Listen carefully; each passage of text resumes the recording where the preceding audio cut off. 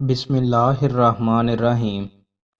رسول اللہ صلی اللہ علیہ وآلہ وسلم نے ارشاد فرمایا، انسان کی عمر بڑھتی جاتی ہے اور اس کے ساتھ دو چیزیں اس کے اندر بڑھتی جاتی ہیں، مال کی محبت اور عمر کی درازی۔ رسول اللہ صلی اللہ علیہ وآلہ وسلم نے ارشاد فرمایا، جو مر گیا اور تین چیزوں یعنی تکبر، گھمنڈ، مال غنیمت میں خیانت اور قرض سے بری رہا، وہ جنت میں داخل ہوگا۔ رسول اللہ صلی اللہ علیہ وآلہ وسلم نے ارشاد فرمایا، اللہ تعالیٰ اپنے بندے کو بیماری دے کر آزماتا ہے، حتیٰ کہ اس کے ذریعے اس کے ہر گناہ مٹا دیتا ہے۔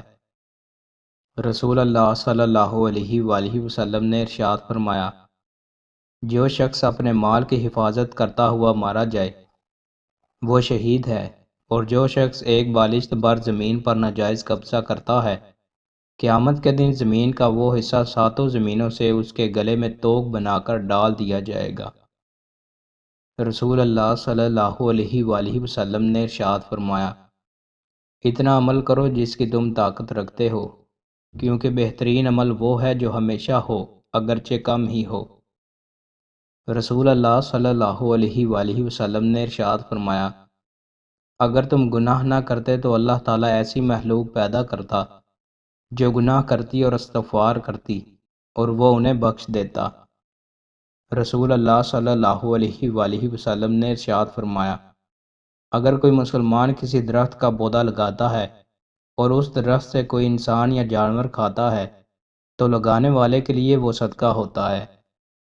رسول اللہ صلی اللہ علیہ وآلہ وسلم نے ارشاد فرمایا، جب بھی کوئی شخص حاکم ہوتا ہے تو اس کے صلاح کار اور مشیر دو طرح کے ہوتے ہیں، ایک تو وہ جو اسے نیکی اور بھلائی کا حکم دیتے ہیں اور اس پر ابھارتے رہتے ہیں، اور دوسرے وہ جو اسے برائی کا حکم دیتے ہیں اور اس پر اسے ابھارتے رہتے ہیں، اور معصوم وہ ہے جسے اللہ محفوظ رکھے۔ دعا مانگنے کا طریقہ۔ رسول اللہ صلی اللہ علیہ وآلہ وسلم نے ارشاد فرمایا، جب تم میں سے کوئی شخص دعا کرے تو پورے یقین سے اصرار کرتے ہوئے دعا کرے، اور یہ نہ کہے اے اللہ اگر تو چاہے تو مجھے دے دے، کیونکہ اللہ کو مجبور کرنے والا کوئی نہیں ہے۔ دوستوں، مزید اچھی ویڈیوز کے لیے ہمارے چینل کو سبسکرائب لازمی کریں۔ بہت شکریہ۔